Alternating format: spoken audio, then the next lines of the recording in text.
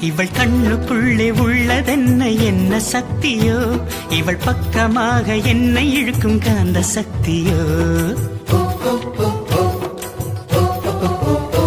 இவன் கைகளிலே உள்ளதென்ன மந்திர கோலோ, இவன் தொட்டவுடன் உயிர் தெழுந்தது மங்கையின் உடலோ. காதல் ஒரு பரமபதம், கண்ணிரண்டில் தாயம் விழும். காதல் ஒரு பரமபதம், கண்ணிரண்டில் தாயம் விழும். ஏணி மேலே ஏறும்போது காதல் பாம்பு தீண்டினாள், விழாமலே இருக்க முடியுமா?